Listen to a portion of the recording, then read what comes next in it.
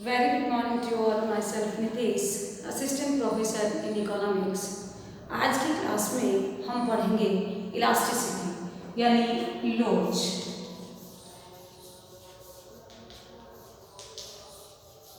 Elasticity it means लोच। पिछली class में हमने मांग के नियम को पढ़ा था। हमने देखा था कि कीमत में परिवर्तन के फलस्वरूप मांग की मात्रा में परिवर्तन आता है। कीमत के घटने से मांग की मात्रा बढ़ती है और कीमत के बढ़ने से मांग की मात्रा घटती है। अब हम इलास्टिसिटी में ये देखेंगे कि कीमत में परिवर्तन के फलस्वरूप जो मांग में परिवर्तन आता है वो कितना परिवर्तन आता है, यानी कीमत के घटने से अगर मांग की मात्रा बढ़ती है तो कितनी मात्रा बढ़ती है, और कीमत के बढ़ने से अगर मांग मात्रा घटती है तो कितनी घटती है। जहाँ मांग के नियम में हम गुणात्मक अध्ययन करते हैं, वहीं लोच में हम परिमाणात्मक अध्ययन करते हैं, यानी जो परिवर्तन आता है उसको हम मापते हैं कि परिवर्तन कितना आया है। इस प्रकार आज हमारा टॉपिक रहेगा इलास्टिसिटी। इलास्टिसिटी के 3 टाइप्स होते हैं। नंबर 1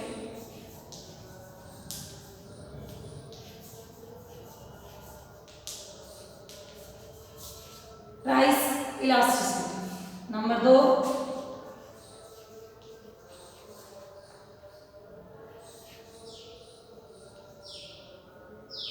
सबसे पहले हम पढ़ेंगे price elasticity, number 2 income elasticity, और number 3 cross elasticity.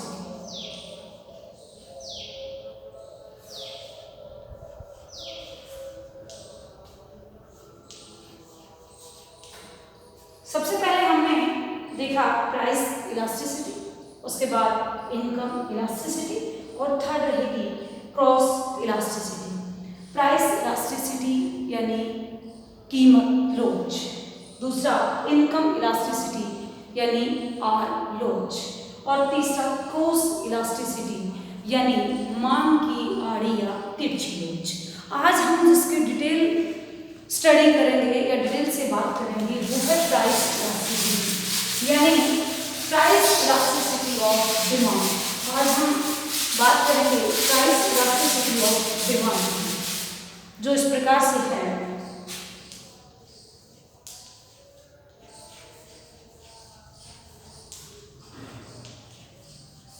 Price elasticity of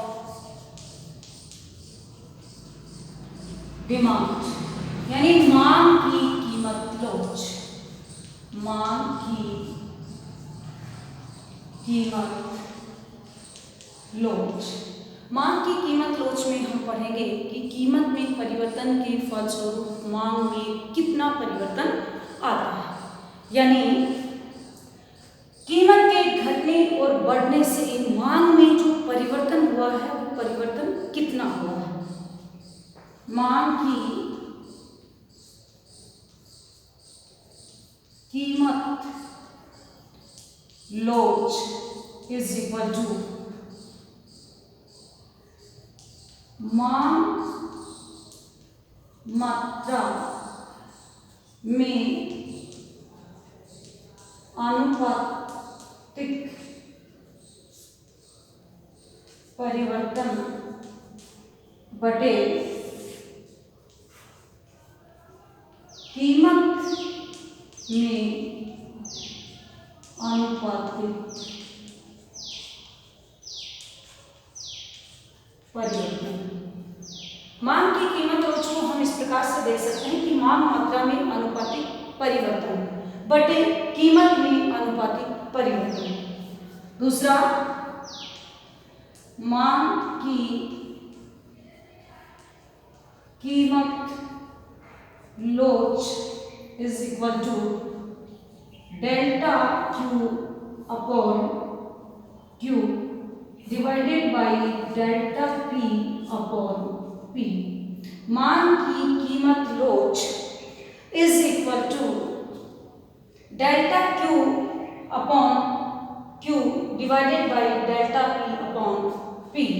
इसे हम प्राइस इलास्टिसिटी प्राइस इलास्टिसिटी हमें काउंट करनी है। तो मांग मात्रा में जो परिवर्तन हुआ है डिवाइडेड बाय प्रारंभिक मांग मात्रा, और इसका हम भाग देंगे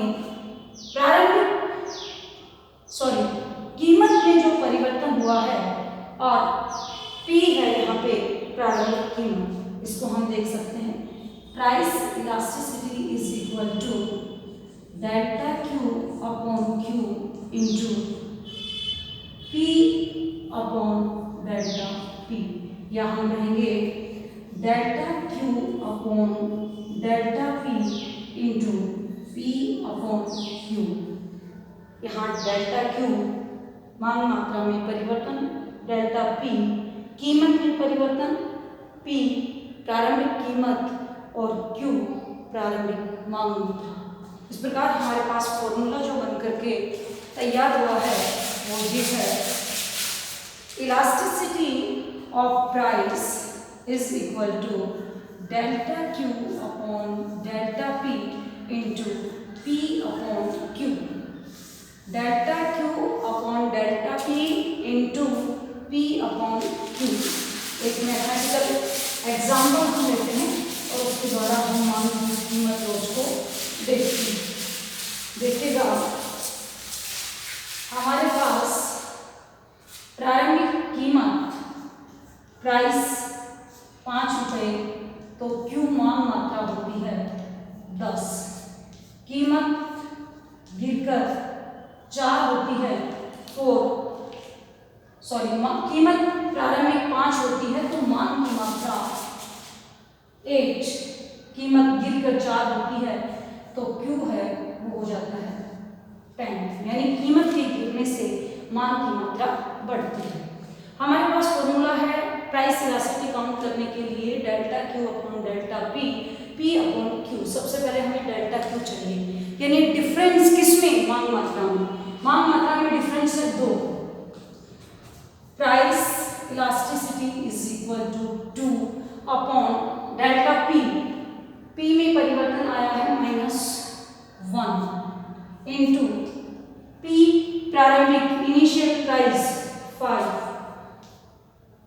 Q इनिशियल डिमांड प्रारंभिक डिमांड 8। अब हम इसको 4, तो आ गया ये -5/4। अगर हम इसको 5 को 4 से डिवाइड करेंगे तो ये आ गया -1.25। इस प्रकार हम देख रहे हैं price elasticity is equal to 1.25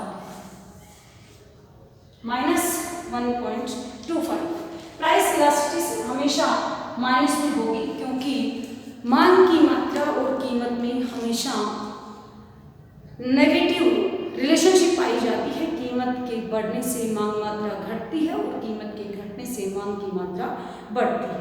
इस प्रकार हमने देखा कि प्राइस इलास्टिसिटी यानी प्राइस में परिवर्तन के बाद डिमांड में कितना परिवर्तन या कितना चेंज आता है। हमने देखा कि इलास्टिसिटी के 3 टाइप्स होते हैं, प्राइस इलास्टिसिटी, इनकम इलास्टिसिटी और क्रॉस इलास्टिसिटी। आज हमने बात की है प्राइस इलास्टिसिटी ऑफ डिमांड, यानी कीमत में परिवर्तन के बाद मांग मात्रा में कितना परिवर्तन आता है। Price elasticity is equal to होता है मांग मात्रा में अनुपातिक परिवर्तन बटे कीमत में अनुपातिक परिवर्तन। प्राइस इलास्टिसिटी का जो फॉर्मूला होता है वो होता है delta Q upon delta P into P upon Q। एक मैथमेटिकल एग्जाम्पल लिया हमने और देखा कि किस तरह से हम प्राइस इलास्टिसिटी को काउंट कर सकते हैं। अगली क्लास में हम पढ़ेंगे विभिन्न श्रेणियां मांग की, कीमत रोज की, और विभिन्न कीमत रोज को मापने की विभिन्न विधियां। आज की क्लास के लिए इतना ही। Thank you.